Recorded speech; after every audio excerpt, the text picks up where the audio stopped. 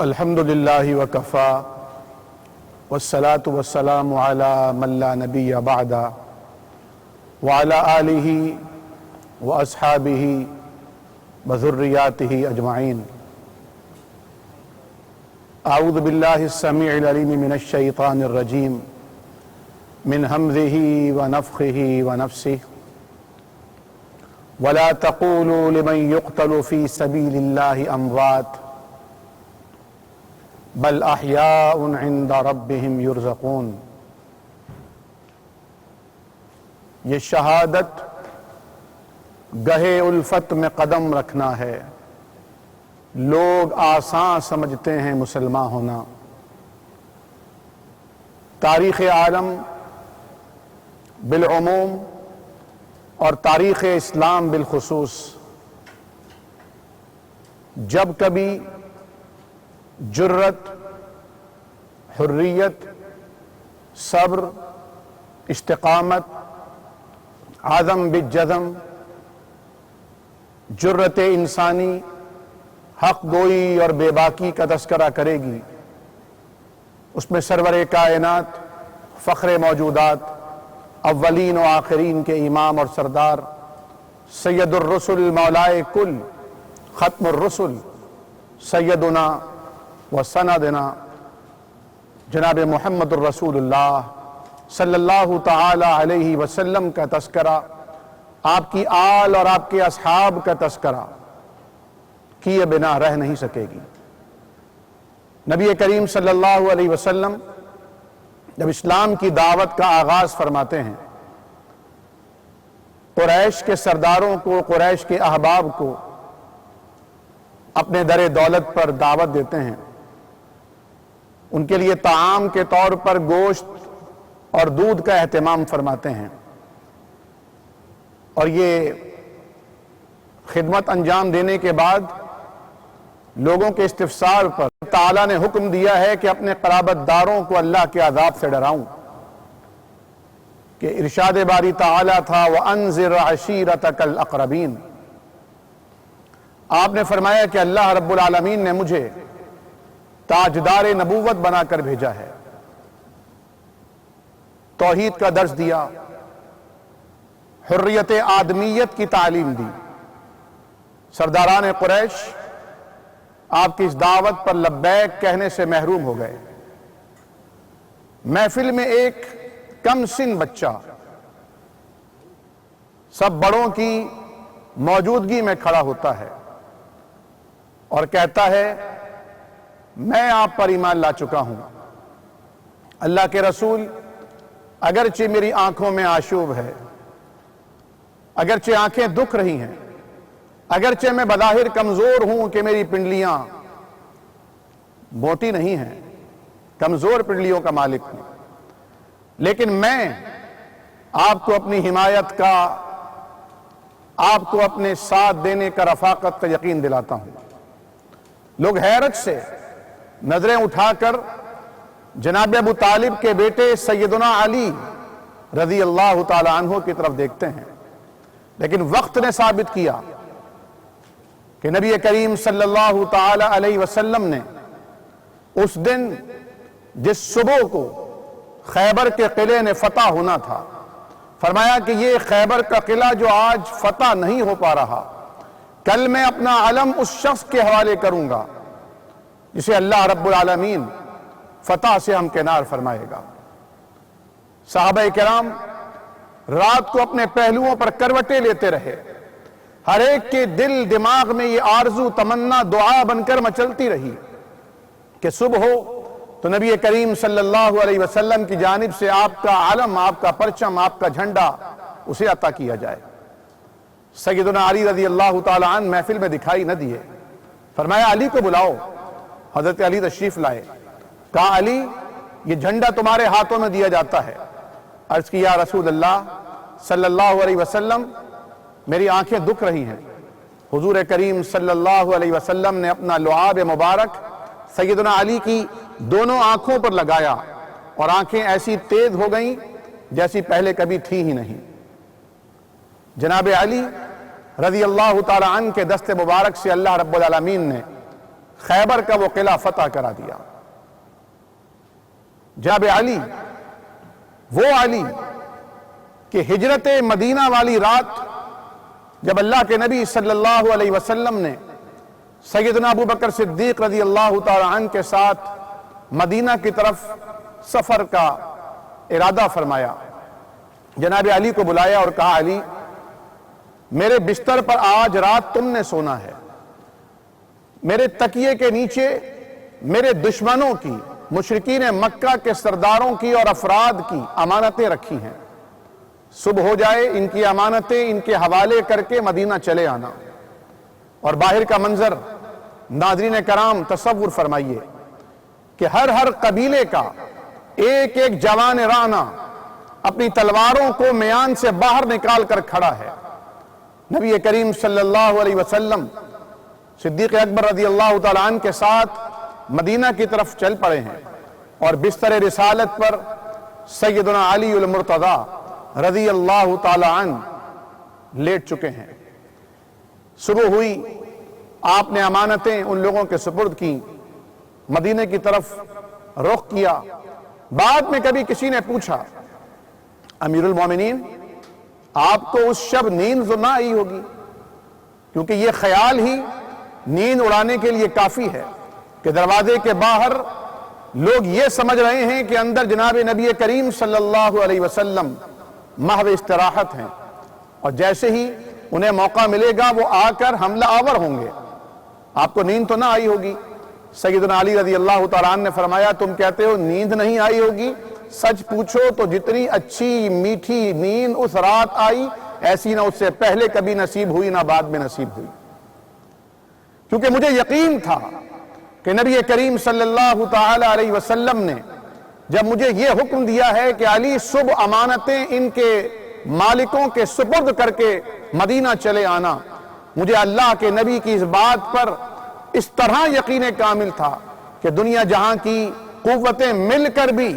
اب مجھے صبح کا اجالا دیکھنے اور مدینہ جانے سے روک نہیں سکتی۔ ناظرین کرام، اس علی المرتضی رضی اللہ تعالی عنہ کے حصے میں جو خاتون اللہ کے نبی صلی اللہ علیہ وسلم کی بیٹی، خاتون جنت، جنت کی عورتوں کی سردار سیدہ فاطمہ رضی اللہ تعالی عنہا، کاتب تقدیر نے لکھ رکھی تھی، وہ فاطمہ جس کے بارے میں نبی کریم صلی اللہ علیہ وسلم کا اپنا فرمان ہے، فاطمہ میرے دل کا ٹکڑا ہے، وہ میرا جگر گوشہ ہے، جس نے فاطمہ کو تکلیف پہنچائی اس نے مجھے تکلیف پہنچائی۔ اور جب سیدہ فاطمہ الزہرا رضی اللہ تعالی عنہ اور جناب علی رضی اللہ تعالی عنہ کو اللہ رب العالمین نے اولادوں سے نوازا، اور تاریخ بتاتی ہے، ثقہ روایات کے راوی بیان کرتے ہیں کہ پے در پہ جب تینوں بیٹے چھوٹی عمروں میں فوت ہو گئے تو اللہ کے نبی صلی اللہ علیہ وسلم کی رشتے میں ایک چچی لگا کرتی تھی، وہ حضور کریم صلی اللہ علیہ وسلم کی خدمت میں حاضر ہوتی ہیں اور آ کر کہتی ہیں، یا رسول اللہ صلی اللہ تعالی علیہ وسلم، میں نے رات ایک بہت شدید ڈراؤنا خواب دیکھا ہے۔ آپ نے فرمایا، کیا خواب دیکھا بتاؤ؟ وہ کہتی ہیں، اللہ کے رسول بہت ہی ڈراؤنا خواب ہے۔ آپ کہتے ہیں، فرماتے ہیں، بتاؤ تو صحیح کیا خواب دیکھا ہے؟ وہ کہتی ہے، یا رسول اللہ میں نے یہ خواب دیکھا کہ آپ کے بدن سے ایک ٹکڑا نکال کر میری گود میں ڈالا گیا ہے۔ حضور کریم صلی اللہ علیہ وسلم مسکرا دیے، فرمائیے تو بہت اچھا خواب ہے، اس خواب کی انشاءاللہ تعبیر یہ ہوگی کہ اللہ تعالیٰ فاطمہ کو ایک بیٹا عطا کرے گا اور تم اس کی پرورش کرو گی، وہ تمہاری گود میں کھلایا جائے گا۔ اور پھر چشم فلک نے وہ نظارہ دیکھا کہ آپ کی وہی چچی اپنی گود میں آپ کے لخت جگر نور نظر سیدہ فاطمہ الزہرا کے ان بیٹے کو جناب حسین رضی اللہ تعالی عنہ کو اپنی گود میں لے کر آپ کی خدمت میں حاضر ہوئیں۔ آپ نے انہیں اپنی آغوش میں لیا، آپ اپنے نواسے کو دیکھ کر مسکرا رہے ہیں، خوش ہو رہے ہیں، انہیں چوم رہے ہیں۔ اتنے میں ایک فرشتہ آتا ہے اور 3 روایات کتب احادیث میں ملتی ہیں. ایک روایت جس میں سیدنا جبریل علیہ السلام تشریف لاتے ہیں، ایک روایت میں بارشیں برسانے والے فرشتے تشریف لاتے ہیں، ایک روایت میں ایک ایسا فرشتہ اللہ کے ملائکہ میں سے اتارا گیا جو آج سے پہلے، اس دن سے پہلے کبھی نہیں نازل ہوا تھا، کبھی نہیں اترا تھا. اور تینوں یہ مختلف مواقع اور مختلف مقامات ہیں، اور تینوں مواقع پر یہ تینوں ملائکہ ایک ایسی خبر دیتے ہیں جسے سننے کے بعد نبی کریم صلی اللہ علیہ وسلم رونے لگتے ہیں. آپ حیران ہو کر پوچھتے ہیں یہ کیا کہہ رہے ہو؟ خبر یہ تھی کہ آپ کو اپنے اس پیارے بیٹے سے، نواسے سے بڑا پیار ہے، لیکن تاریخ میں یہ بات لکھی جائے گی غم اور افسوں کے قلم سے، دکھ اور درد کی سیاہی اور روشنائی سے، کہ آپ کی امت ہی کے لوگ آپ کے اس نواسے کو قتل کر ڈالیں گے. سیدہ ام سلمہ رضی اللہ تعالی عنہ، ام المومنین، نبی کریم صلی اللہ علیہ وسلم کی زوجہ محترمہ، امت کے مومنوں کی، مسلمانوں کی ماں، وہ بیان فرماتی ہیں نبی کریم صلی اللہ علیہ وسلم میرے حجرے میں تشریف فرما تھے اور آسمان سے ایک فرشتہ نازل ہوا اور اس فرشتے نے یہی بات بتائی. نبی کریم صلی اللہ علیہ وسلم حیران ہوئے اور حیران ہو کر فرمایا کیا میری امت میرے ہی لخت جگر کو، میرے ہی بیٹے اور نواسے کو قتل کرے گی؟ میں نے کہا جی ہاں. اور کہا اگر آپ چاہیں تو میں آپ کو وہ سرزمین دکھا دوں، وہ مٹی دکھا دوں. اللہ اکبر. وہ مٹی فرشتے نے لا کے نبی کریم صلی اللہ علیہ وسلم کو دکھائی. سیدہ ام سلمہ رضی اللہ تعالی عنہ فرماتی ہیں میں نے ایک کپڑے میں اس مٹی کو سمیٹ کر رکھ لیا اور بعد میں اسے ایک شیشے کی بوتل میں ڈال لیا. ناظرین کرام، کلیجہ منہ کو آتا ہے جب تاریخ کے اوراق پلٹتے ہوئے سیر اعلام النبلاء کے اوراق کو دیکھا جاتا ہے، جب ابن جوزی، حافظ ابن حجر کی فتح الباری کو دیکھا جاتا ہے، جب ہم کتب احادیث میں صحابہ کرام کے، اہل بیت کے، حضرت حسنین کریمین کے مناقب کو دیکھتے ہیں، اور دوسری طرف اس واقعے کی طرف جب نگاہ جاتی ہے. مولانا ابوالکلام آزاد رحمہ اللہ نے لکھا تھا کہ جناب حسین رضی اللہ تعالی عنہ اور ان کے قافلے کے ساتھیوں نے، ان کے اولادوں نے، ان کے دوستوں نے کربلا کے مقام پر خون کے جتنے قطرے بہائے تھے، امت اس دن کے بعد سے آج تک اتنے ہی اشک بہا چکی ہے. لیکن تاریخ کے سینے پر یہ داغ ایسا داغ ہے جو قیامت تک دھل نہیں سکتا. بعض لوگ یہ سوال کرتے ہیں کہ نبی کریم صلی اللہ تعالی علیہ وسلم کی صرف ایک زوجہ محترمہ سیدہ ام سلمہ تو نہیں تھیں، کسی اور زوجہ محترمہ، کسی اور ہماری ماں کے حوالے سے ایسی روایت ہمیں نہیں ملتی؟ تو ناظرین کرام، علماء کرام نے اس کا جواب لکھا ہے. حضرت امام عبداللہ دانش حفظہ اللہ اپنی کتاب 40 فی شان حسین رضی اللہ تعالی عنہ میں رقم طراز ہیں، وہ فرماتے ہیں کہ جتنی بھی ازواج مطہرات تھی، امت کی جتنی بھی مائیں تھیں، واقع کربلا کے موقع پر کوئی ایک ماں بھی امت کی، ام المومنین، امہات المومنین میں سے کوئی ایک ماں بھی حیات نہیں تھی سوائے سیدہ ام سلمہ رضی اللہ تعالی عنہ کے. اس لیے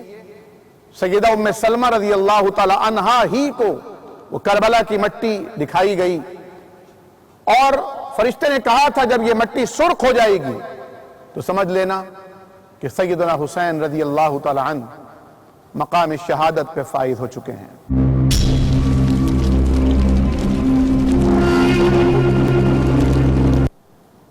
اور یہ رتبہ بلند ملا جسے مل گیا،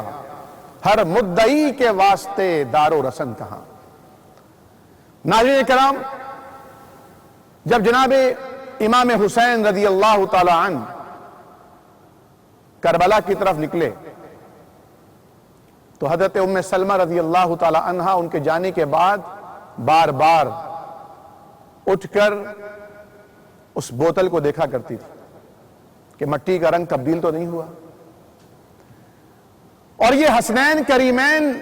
نبی کریم صلی اللہ علیہ وسلم کے وہ نواسے ہیں، سبحان اللہ و بحمدہ سبحان اللہ العظیم۔ ایک بہت ہی خوبصورت روایت ناظرین کرام میرے ذہن میں آئی ہے۔ جناب علی رضی اللہ تعالی عنہ اللہ کے حبیب کی خدمت میں حاضر ہوتے ہیں اور انہوں نے اپنے پہلے بیٹے کا نام امام حسن رضی اللہ تعالی عنہ کا نام حمزہ رضی اللہ تعالی عنہ کے نام پر حمزہ رکھا تھا، دوسرے کا نام اپنے بھائی کے نام پر جعفر رکھا تھا۔ نبی کریم کی خدمت میں حاضر ہوئے، نبی کریم صلی اللہ علیہ وسلم نے فرمایا، علی مجھے اللہ رب العالمین نے حکم دیا ہے، امرتو، میں حکم دیا گیا ہوں اللہ کی طرف سے کہ ان دونوں کے نام تبدیل کر دوں، ایک کا نام حسن رکھوں اور ایک کا نام حسین رکھوں۔ اور علماء نے لکھا ہے کہ آج سے پہلے یہ دو نام روئے زمین پر کسی کے نہیں تھے، بلکہ علماء نے لکھا کہ اللہ تعالیٰ نے ان دونوں ناموں کو حجاب میں رکھا تھا، یہ دونوں نام دنیا والوں سے چھپا کر رکھے تھے۔ اور میں عرض کر دوں، جس طرح جناب حسنین کریمین کے نانا جان ہم سب کی دلوں کی دھڑکن، ہم سب کے انبیاء کے سردار، ہم تو ان کے قدموں، ان کی آل کے قدموں کے، ان کے ساتھیوں کے قدموں کے نیچے لگنے والی خاک کے برابر بھی نہیں ہے۔ جس طرح اس نبی محترم صلی اللہ علیہ وسلم کا نام محمد صلی اللہ علیہ وسلم، ناظرین کرام کتنا پیارا نام ہے کہ کوئی اپنا اس نام کو زبان سے ادا کرے یا بیگانہ، کوئی دل و جان سے آپ پر فدا ہو جو کہے کہ میری 1000 جانیں ہوں تو مصطفیٰ پر قربان ہے، میں، میرا ماں باپ، میری جائیداد، میری آن بان شان، سب کچھ حضور کی ناموس اور حرمت پر نثار ہے۔ کوئی اپنا ہو یا بیگانہ، جانی دشمن ہی کیوں نہ ہو، وہ جب تک اپنے دونوں لبوں کو ملا کر بوسہ نہ لے لے اس نام کا، یہ نام ادا ہو ہی نہیں سکتا، محمد صلی اللہ علیہ وعلی آلہ واصحابہ وسلم۔ اور جس طرح آپ سے پہلے کبھی کسی کا یہ نام رکھا نہیں گیا تھا، آپ نے خود فرمایا کہ آسمانوں پر میرا نام احمد ہے، جس کا معنی اللہ کی بہت زیادہ تعریف کرنے والا، اور زمینوں پر میرا نام محمد ہے، جس کا معنی وہ جس کی سب سے زیادہ تعریف کی جائے۔ وَرَفَعْنَا لَكَ ذِكْرَكَ، جس کا ذکر انسانوں کے بلند کیے جانے کا محتاج نہ ہو، بلکہ وہ اللہ جس کے ہاتھ میں عزت ہے، وہی اللہ جو بڑے بڑے لوگوں کو آسمان کی رفعتوں اور بلندیوں سے اتار کر زمین کی پستیوں پر گرا سکتا ہے، وہ اللہ سبحانہ وتعالی فرماتا ہے ہم نے آپ کے لیے آپ کے ذکر کو، تذکرے کو بلند کر دیا ہے۔ امام شافعی رحمت اللہ علیہ، ان کا باقاعدہ دیوان موجود ہے، شاعر بھی تھے، امام بھی تھے، فقیہ بھی تھے، محدث بھی تھے۔ آپ کے ایک شعر کا، ایک مصرے کا ترجمہ آپ کی ذوق کی نظر کرنا چاہوں گا ناظرین۔ فرماتے ہیں کہ ہم اہل بیت سے محبت کیوں نہ کریں، کہ یہ اہل بیت وہ ہیں جن سے نبی کریم محبت کیا کرتے تھے، اور ہماری نماز اس وقت تک نماز کی حیثیت سے قبول نہیں ہو سکتی جب تک ہم حضور کریم صلی اللہ علیہ وسلم کے ساتھ آپ کی آل پر، آپ کے اہل بیت پر درود نہ بھیج سکیں۔ حضرت نبی کریم صلی اللہ تعالی علیہ وسلم نے جناب حسن اور حسین رضی اللہ تعالی عنہما کے نام تبدیل فرمائے۔ یہ تو وہ ہستیاں ہیں کہ جب نبی کریم صلی اللہ علیہ وسلم کے پاس آتے تو آپ انہیں نہ صرف چومتے بلکہ انہیں سونگتے، اور آپ کا فرمان ہے صحیح حدیث، آپ فرماتے ہیں کہ یہ دنیا میں اللہ نے میرے لیے پھول بنائے ہیں، اور یہ جنت کے نوجوانوں کے سردار بنائے گئے ہیں۔ نبی کریم صلی اللہ تعالی علیہ وسلم منبر پر تشریف فرما ہیں، آپ صحابہ اکرام کو ایڈریس کر رہے ہیں، خطاب فرما رہے ہیں، ناگاہ آپ کی نگاہ پڑتی ہے دروازے پر، مسجد کے دروازے پر آپ کے ننھے مننے دونوں نواسے حسنین کریمین تشریف لائے ہیں، اور یہ لمبا کرتا پہنے ہیں، سرخ دھاری دار کرتا، اور وہ ان کے پیروں میں الجھ رہا ہے، اور اس الجھنے کی بنا پر وہ گر پڑتے ہیں۔ اللہ اکبر! نبی کریم صلی اللہ علیہ وسلم منبر سے اتر کر دروازے پر تشریف لے جاتے ہیں، ان دونوں کو اپنی گود میں لے کر آتے ہیں اور اپنے ساتھ منبر پر بٹھا دیتے ہیں۔ ناظرین کرام، اس میں ذرا غور فرمائیے گا، آپ کسی سے کہہ بھی سکتے تھے کہ میرے نواسے دروازے پر گر گئے ہیں، انہیں گود میں لے کر آؤ۔ بچوں سے تو ہر ایک ہی پیار کرتا ہے، لیکن یہ عام بچے نہیں تھے۔ نبوت خود ان کی جا کر خبرگیری کر رہی تھی، پھر لا کر نیچے نہیں بٹھا دیا، بلکہ اپنے ساتھ عزت و احترام کے ساتھ بٹھایا، تاکہ دنیا والوں کو پتہ چل جائے کہ نبی کریم صلی اللہ تعالی علیہ وسلم کی نگاہ میں، نظر میں، اللہ کی نظر میں حسن و حسین کی کیا قدر و قیمت ہے۔ جناب عبداللہ بن عمر رضی اللہ تعالی عنہ جلیل القدر صحابی ہیں، بہت ساری احادیث کے راوی ہیں۔ ایک بار اپنے بابا جان امیر المومنین خلیفہ راشد سیدنا عمر رضی اللہ تعالی عنہ کی خدمت میں حاضر ہو کر کہتے ہیں، ابا جان مجھے ایک سوال پوچھنا ہے۔ کہا بیٹا پوچھو۔ کہا کیا وجہ ہے کہ آپ نے بیت المال سے میرا جو وظیفہ مقرر کیا ہے وہ کم ہے، اور حسن اور حسین کا وظیفہ میرے وظیفے سے زیادہ ہے، جبکہ میں جس وقت نبی کریم صلی اللہ تعالی علیہ وسلم کے آگے آگے میدان کارزار میں تلوار لہراتا ہوا چلا کرتا تھا، حسن و حسین تو اس وقت معصوم بچے تھے جو بازار میں، گلی میں، گھر میں کپڑوں کے الجھنے سے گر جاتے تھے۔ فاروق اعظم رضی اللہ تعالی عنہ نے فرمایا، عبداللہ تمہارا وظیفہ بھی حسن اور حسین کے وظیفے کے برابر ہو سکتا ہے، لیکن اس کے لیے تمہیں حسن اور حسین جیسا باپ، حسن و حسین جیسی ماں اور حسن و حسین جیسے نانا لے کر آنے ہوں گے۔ یہ جو فرق ہے، یہ جو امتیاز ہے، یہ جو اللہ رب العالمین کی طرف سے حضرت حسن و حسین کو عطا کیا گیا، اور مجھے کہنے کی اجازت دیجیے کہ صحابہ کرام کو شرف صحابیت حاصل ہوا، لیکن حضرات اہل بیت وہ ہیں جنہیں نہ صرف شرف صحابیت حاصل ہے بلکہ شرف اہل بیت بھی حاصل ہے، جن کے بارے میں قرآن کریم فرماتا ہے، انما یرید اللہ نے یہ ارادہ کر لیا ہے کہ اے اہل بیت وہ تم سے تمام قسم کے میل کچیل کو دور کر دے، اور تمہیں ایسا پاک کرے، ایسی پاکیزگی جس پاکیزگی میں کسی میل کچیل کی گنجائش نہ ہو۔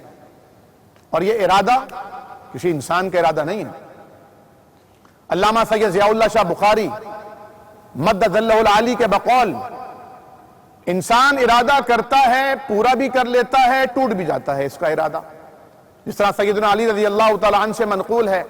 فرماتے ہیں عرفت ربی بفسخ العزائم، میں نے اپنے رب کو، اپنے اللہ کو، اپنے الہ اور معبود کو اپنے ارادوں کے ٹوٹنے سے پہچانا ہے کہ میں ایک ارادہ کرتا ہوں لیکن اس ارادے کو پورا نہیں کر پاتا، حالات اجازت نہیں دیتے، کیفیات بدل جاتی ہیں۔ مجھے معلوم ہوتا ہے، میرا ایمان اور یقین پختہ تر ہو جاتا ہے کہ ایک طاقتور ذات ہے، وَمَا تَشَاءُونَ إِلَّا يَشَاءَ اللَّهُ، تمہارے چاہنے سے کچھ نہیں ہوتا، ہوتا وہی ہے جو اللہ چاہتا ہے۔ اور اللہ تعالیٰ کا ارادہ، قرآن کریم میں اللہ رب العالمین فرماتے ہیں، اللہ جب کسی چیز کا ارادہ کرتا ہے تو یہ نہیں ہوتا کہ وہ کسی کو حکم دینے کا پابند ہو، وہ اوروں سے کرانے کا محتاج ہو، بلکہ اس کا صرف کن کہہ دینا فیکون کی کیفیت میں اس چیز کو ڈھال دیتا ہے۔ اللہ تعالیٰ تو فعال لما یرید ہے، فاعل نہیں محض کہ کام کو کرنے والا ہو، بلکہ بہت ہی بہترین طریقے سے کرنے والا ہے۔ تو یہ شرف اہل بیت کو جو حاصل ہوا کہ شرف صحابیت بھی حاصل ہے، شرف اہل بیت بھی حاصل ہے، اسی بنا پر حضرت ابو ہریرہ رضی اللہ تعالی عنہ راستے میں ایک خاتون کا اور ایک صاحب کا جنازہ پڑھا کر تشریف لا رہے ہیں۔ حضرت جناب امام حسین رضی اللہ تعالی عنہ بھی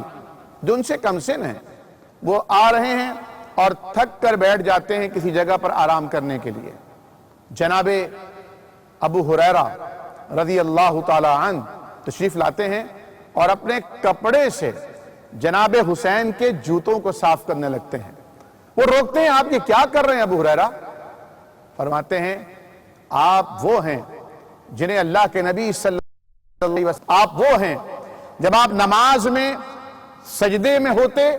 آپ دونوں بھائی تشریف لا کر نبی کریم صلی اللہ علیہ وسلم کی پشت مبارک پر چڑھ کر کھیلنے لگتے، اور آقا علیہ السلام آپ کی رضا جوئی اور آپ کی دلگیری کی خاطر اپنے سجدے کو طویل کر دیتے۔ ناظرین کرام، روایات میں دیکھیے، احادیث مبارکہ میں دیکھیے، صحابہ کرام کہتے ہیں کہ ایک دن نبی کریم صلی اللہ علیہ وسلم نے اپنے سجدے کو طویل ترین کر دیا۔ جب آپ نے سلام پھیرا، ہم میں سے کسی نے پوچھا یا رسول اللہ، ہم تو ڈر گئے تھے، ہمیں خدشہ ہوا کہ خدا نہ خواستہ کوئی مسئلہ نہ ہو گیا ہو، ہم سب سجدے کی حالت میں پڑے ہیں اور خلاف معمول آپ نے طویل ترین سجدہ فرمایا ہے۔ اللہ کے حبیب، کوئی وحی نازل ہو رہی تھی یا کوئی خاص حکم آیا؟ آپ نے فرمایا کہ نہیں، اصل میں میرے نواسے حسن اور حسین میری کمر پر چڑھ گئے تھے، میں نے مناسب نہ سمجھا کہ میں انہیں ہٹا کر بیٹھ جاؤں، جب ان کا دل بھر گیا اور وہ میرے کمر سے اترے، تب پھر میں نے اٹھا اور پھر دوسرا سجدہ کیا۔ اللہ اکبر۔ اور حضرت ابو ہریرہ فرماتے ہیں کہ آپ وہ ہیں کہ نبی کریم صلی اللہ علیہ وسلم کی پشت پر آپ دونوں سوار تھے، اور ایسے عالم میں اللہ کے نبی صلی اللہ علیہ وسلم فرما رہے تھے، نواسوں تمہاری سواری دنیا کی بہترین سواری ہے، اور آج اس سواری پر جو سوار ہیں وہ دنیا کے بہترین سوار ہیں۔ کہا کہ اگر آج لوگوں کو معلوم ہو جائے کہ آپ کا مقام کیا ہے، آپ کا رتبہ کیا ہے، تو ابو ہریرہ رضی اللہ تعالیٰ عنہ فرماتے ہیں اللہ کی قسم، لوگ آپ کے قدموں کو زمین پر پڑنے نہ دیں، آپ کا جہاں قدم پڑے لوگ اپنا رخسار رکھ دیں، اپنا گال رکھیں اور آپ ان کے چہروں پر قدم رکھ کر چلا کریں۔ اللہ اکبر۔ ناظرین کرام، جیسا کہ میں نے عرض کیا کہ جب ہم قرآن کی زبان میں نبی کریم صلی اللہ تعالی علیہ وسلم کی زبان اقدس سے جب ہم سیرت ہائے مبارکہ کی ورق گردانی کرتے ہوئے، جب ہم تاریخ کے اوراق کو پڑھتے ہوئے مناقب اہل بیت دیکھتے ہیں، مناقب حسنین کریمین دیکھتے ہیں، اور پھر جب یہ روح فرسا واقعہ ہمارے ذہنوں میں آ کر ہتھوڑے برساتا ہے، تو یقین جانیے سوائے افسوس، دکھ، غم، اندوہ کے کچھ نہیں بچتا۔ لیکن جو چیز اطمینان دلاتی ہے، جو ہمارا حوصلہ بڑھاتی ہے، وہ یہ کہ جس طرح ہمارے تمام عالم اسلام کے دلوں کی دھڑکن جناب محمد الرسول اللہ صلی اللہ علیہ وسلم نے اس دن قریش مکہ کی ترغیبات پر اپنے چچا کو مخاطب کر کے کہا تھا، چچا جان، قریش مکہ یہ 3 پیشکشیں لے کر آئے ہیں کہ اپنے بھتیجے کو روکیے، یہ ہمارے معبودان باطل کو سر عام برا بھلا کہنا چھوڑ دیں،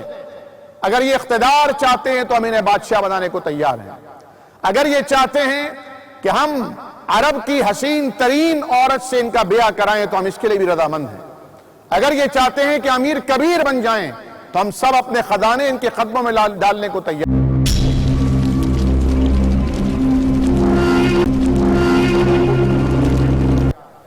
نبی کریم صلی اللہ علیہ وسلم نے کیا فرمایا تھا؟ آپ نے فرمایا چچا جان، یہ باتیں تو ان کے ہاتھوں میں ہیں، یہ سب کچھ کر سکتے ہیں، لیکن اگر یہ میرے ایک ہاتھ پر چاند اور دوسرے پر آسمان سے اتار کر سورج بھی لا کر رکھ دیں، تب بھی میں اس توحید کے عقیدے کو بیان کرنے سے باز نہیں آ سکتا۔ یہی عقیدہ توحید تھا جس کے لیے نبی کریم صلی اللہ تعالی علیہ وسلم نے شیب ابی طالب میں 2.5 سال کی میسوری برداشت کی. یہی وہ عقیدہ تھا جس کی بنا پر صحابہ کرام نے پہلے ہجرت حبشہ کی اور پھر ہجرت مدینہ کی طرف گامزن ہوئے. یہی وہ عقیدہ تھا جس عقیدے کی خاطر اسلام میں سب سے پہلی شہید خاتون ہونے کا اعزاز سیدہ سمیہ کو حاصل ہوا. آل یاسر پر ظلم و ستم کے پہاڑ توڑے گئے. سیدنا بلال حبشی کی چیخوں سے مکہ کے در و بام گونج اٹھتے اور بچے اپنے ماؤں کے سینوں سے سہم کر چمٹ جاتے. اتنا تشدد. خباب ابن العارت دیکھتے ہوئے کوئلوں پہ لٹائے جاتے کہ ان کی کمر مبارک سے پگھلنے والی چربی ان کوئلوں کو بجھانے کا کام کرتی. یہی عقیدہ تو تھا جس عقیدے کی خاطر سرور کائنات، فخر موجودات، اولین و آخرین کے امام جناب محمد الرسول اللہ صلی اللہ تعالی علیہ وسلم نے بدر کے کارزار میں جوین نیاز بدر کے سنگریزوں پر رکھ دی تھی کہ اللہ، میں اپنی ساری حیاتی کی کمائی یہ مٹھی بھر 313 لے کر آ گیا ہوں. اللہ اگر آج انہیں فتح نہ ملی اور اگر آج یہ سب مار دیے گئے تو قیامت تک پھر اس دھرتی پر تیری توحید کا ڈنکا کون بجائے گا. سیدنا صدیق اکبر رضی اللہ تعالی عنہ اس وقت آئے تھے جب اللہ کے نبی صلی اللہ علیہ وسلم بارگاہ ایزدی میں سر جھکائے اپنی جبیں اپنے ماتھے کو زمین پر ٹکا کر اس قدر آہوزاری سے مناجات کر رہے تھے کہ آپ کی چادر مبارک سرک کر زمین پر گر گئی تھی. حضرت ابو بکر صدیق رضی اللہ تعالی عنہ نے آپ کو وہ چادر اڑائی اور کہا اللہ کے حبیب، اللہ نے آپ کی سن لی ہے. یہی وہ عقیدہ تھا جس عقیدے نے احد کا میدان کارزار گرم کیا تھا، جس کی خاطر نبی کریم صلی اللہ تعالی علیہ وسلم کی پیشانی مبارک پر خون کی کڑیاں گھس گئی تھیں. آپ کے دندان مبارک شہید ہو گئے تھے. سید الشہداء سیدنا امیر حمزہ رضی اللہ تعالی عنہ کی لاش کا مسئلہ ہوا تھا، لیکن قرآن کریم فرقان حمید قیامت تک کے لیے یہ عقیدہ بیان کر گیا کہ یہ وہ لوگ ہیں جو اللہ کی راہ میں اللہ کی خاطر مار دیے جاتے ہیں، لیکن یہ وہ نہیں جنہیں تم مردہ کہو. وَلَا تَقُولُوا لِمَنْ يُقْتَلُ فِي سَبِيلِ اللَّهِ أَمْوَاتٌ بَلْ أَحْيَاءٌ وَلَكِنْ لَا تَشْعُرُونَ. یہ زندہ ہیں لیکن ان کی زندگی کا تمہیں شعور نہیں. اور ایک مقام پر فرمایا بَلْ أَحْيَاءٌ عِنْدَ رَبِّهِمْ يُرْزَقُونَ. یہ زندہ ہیں، اپنے رب کے پاس رزق دیے جاتے ہیں. یہ کیسے زندہ ہیں؟ اس طرح کہ یہ جو فکر چھوڑ کر جاتے ہیں وہ فکر قوموں کو پستیوں سے نکال کر بام عروج پر پہنچانے کا کام کرتی ہے، کیونکہ شہید کی جو موت ہے وہ قوم کی حیات ہے. سیدنا امام حسین رضی اللہ تعالی عنہ نے اسی توحید کی خاطر، اسی جذبہ حریت کو زندہ رکھنے کے لیے خلافت علی منہاج النبوہ کی تاسیس اور اس کے احیاء کے لیے قربانی دی تھی. اور اللہ اکبر، 9 محرم کی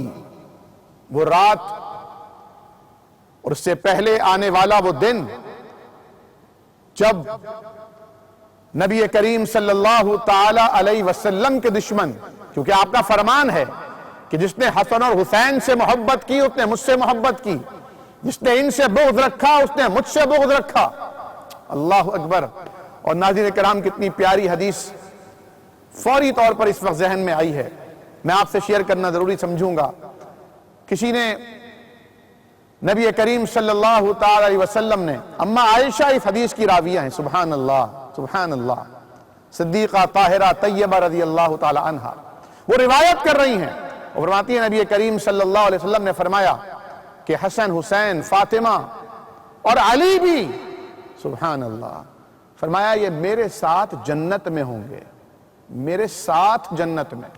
علماء اور شارحین نے لکھا کہ جنت بہت وسیع و عریض ہے اور جنت میں ہر ایک کے اپنے اپنے محل ہیں. لیکن سب سے اعلیٰ عرفہ بلند ترین جو محل ہے وہ آقا دو جہاں صلی اللہ علیہ وسلم کا ہے۔ جب آپ معراج پر تشریف لے گئے تھے تو معراج پر حضرت جبریل علیہ السلام کی موجودگی میں آپ نے ایک بہت ہی اونچا مقام دیکھا تھا۔ آپ نے فرمایا جبرائیل یہ کس کا مقام ہے؟ انہوں نے کہا میرا خیال ہے، مجھے یہ لگتا ہے کہ یہ آپ کا ہے۔ آپ وہاں جانے لگے تو آپ کو روک دیا گیا کہ نہیں یا رسول اللہ ابھی نہیں، ابھی تو آپ نے دنیا میں کار نبوت سر انجام دینا ہے، اللہ کا پیغام اللہ کے بندوں تک پہنچانا ہے۔ تو اللہ کے حبیب صلی اللہ علیہ وسلم کا فرمان ہے کہ جو کوئی اذان سنے اور اذان کے کلمات دہرائے اور پھر اس کے بعد ان پر درود بھیجے اور وہ دعائے وسیلہ کہ پڑھ لے، فرماتے ہیں حلت لہو شفاعتی، اس کی شفاعت مجھ پر واجب ہو گئی۔ اور وہ دعا میں کیا ہے؟ اللہم آتنی الوسیلہ والفضیلہ وابعثہ مقاما محمودا الذی وعدتہ۔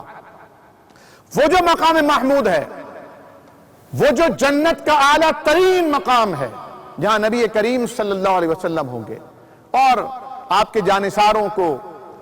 آپ پر ایمان لانے والوں کو، نیکوکاروں کو درجہ بدرجہ یہ آنر اور یہ اعزاز ملے گا کہ وہ جا کر جنت میں اللہ کے نبی صلی اللہ علیہ وسلم کے محل میں، آپ کے قصر میں جا کر آپ کا دیدار کیا کریں گے، آپ سے ملاقات کیا کریں گے۔ لیکن جو آپ کے ساتھ رہیں گے وہ آپ کے گھر والے ہیں۔ حضرت حسن اور حسین آپ کے ساتھ رہیں گے۔ جناب امام حسین رضی اللہ تعالیٰ عنہ کو معلوم تھا کہ جس راستے پر میں جا رہا ہوں یہ راستہ شہادت کا راستہ ہے، معلوم تھا، لیکن یہ شہادت گہے الفت میں قدم رکھنا ہے۔ لوگ آسان سمجھتے ہیں مسلمان ہونا، مسلمان ہونے کے لیے صرف زبان ہلانا کافی نہیں ہوتا۔ جس طرح علامہ اقبال نے کہا تھا چیمی گویم لا الہ بلرزم کہ دانم مشکلات لا الہ را۔ جب میں کہتا ہوں لا الہ الا اللہ، کائنات میں کوئی معبود نہیں سوائے اللہ کے، تو میں لرز اٹھتا ہوں، کب کپا جاتا ہوں، کیونکہ میں لا الہ الا اللہ کی مشکلات سے واقف ہوں۔ جب کوئی مسلمان ہوتا ہے تو اسے کلمہ شہادت پڑھایا جاتا ہے، شہادتین اسے دینی پڑتی ہیں۔ اشہد ان لا الہ الا اللہ وحدہ لا شریک لہ واشہد ان محمدن عبدہ ورسولہ صلی اللہ علیہ وآلہ وسلم، یعنی ایک اللہ کی وحدانیت کی گواہی اور جناب محمد رسول اللہ صلی اللہ علیہ وسلم کی رسالت اور ختم نبوت کی گواہی۔ اب ساری زندگی اسی شہادت کا ثبوت، گواہی اور شہادت دینے کا نام اسلام ہے۔ اس طرح قرآن کہتا ہے، حضرت ابراہیم علیہ السلام کا وہ جملہ نقل کرتا ہے کہ قُلْ إِنَّ صَلَاتِي وَنُسُكِي وَمَحْيَايَ وَمَمَاتِي لِلَّهِ رَبِّ الْعَالَمِينَ، کہہ دیجئے اِنَّ صَلَاتِي میری نمازیں، وَنُسُكِي میری قربانیاں، وَمَحْيَايَ یہاں تک کہ ساری حیاتی، زندگی کے تمام نشیب و فراز، زندگی کے تمام ماہ و سال، تمام ادوار، وَمَمَاتِي یہاں تک کہ میری موت بھی للہ رب العالمین، دو جہاں کے پروردگار اللہ تعالیٰ کے لیے۔ یہ نماز شہادت ہے لا الہ الا اللہ کی، یہ روزہ شہادت ہے لا الہ الا اللہ کا، یہ حج، یہ عمرے، یہ انفاق فی سبیل اللہ، نیکی کا ہر کام شہادت ہے لا الہ الا اللہ کی۔ لیکن انہیں شہادت کہا نہیں گیا، شہادت اسے کہا گیا کہ جب انسان اپنی قیمتی ترین چیز، اپنی جان بھی جان آفری کے سپرد کر دے، اور کس حال میں، شوق، جذبہ رب سے ملاقات کا، احقاق حق اور ابطال باطل کا۔ سیدنا امام حسین رضی اللہ تعالی عنہ اپنے خاندان کے نفوس قدسیہ کو لے کر، اپنے ساتھیوں کو لے کر پہنچتے ہیں۔ جب دشمن جنگ مسلط کرنے پر آمادہ ہوا چاہتا ہے، آپ فرماتے ہیں ایک رات کی مہلت دے دو۔ اور یہ رات اس لیے نہیں مانگی تھی کہ رب سے ملاقات کا دل نہیں چاہ رہا تھا، یہ رات کی مہلت اس لیے نہیں مانگی تھی کہ نعوذ باللہ خدا نخواستہ موت سے ڈر لگ رہا تھا، یہ تو علی کے بیٹے اور محمد رسول اللہ کے نواسے تھے صلی اللہ علیہ وسلم۔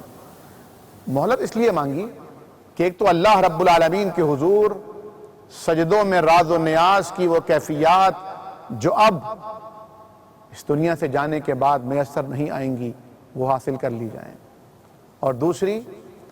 دن کے اجالے میں مروت روک لیتی ہے،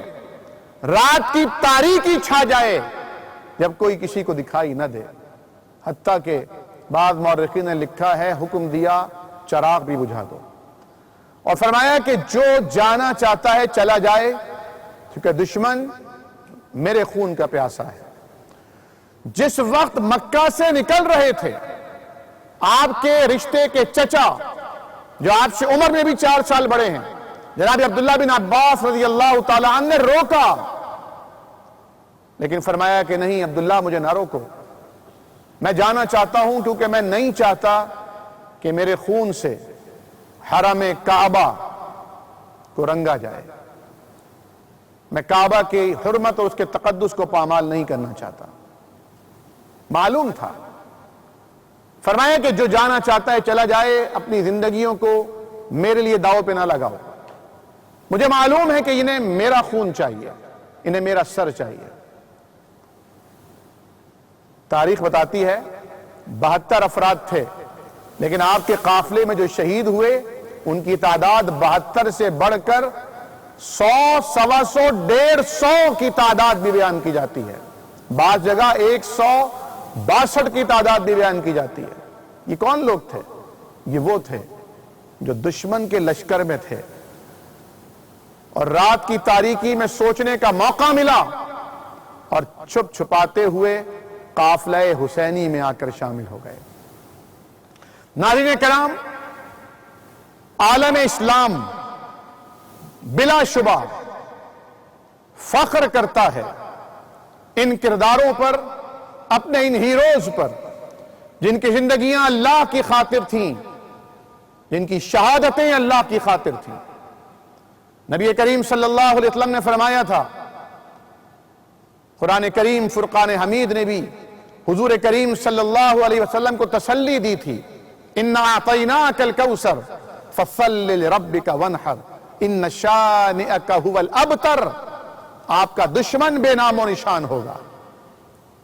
آپ کو خیر کثیر عطا ہوگی۔ سیدہ فاطمہ رضی اللہ تعالی عنہا سے اللہ تعالیٰ آپ کی نسل چلائے گا۔ ناظرین کرام، سیدنا حسین بھی دنیا کی نگاہوں سے دیکھا جائے تو بادشاہ کامیاب ہوتے ہیں، لیکن اگر بصیرت کی نگاہ سے دیکھا جائے تو کامیابی، کامرانی، فوز، فلاح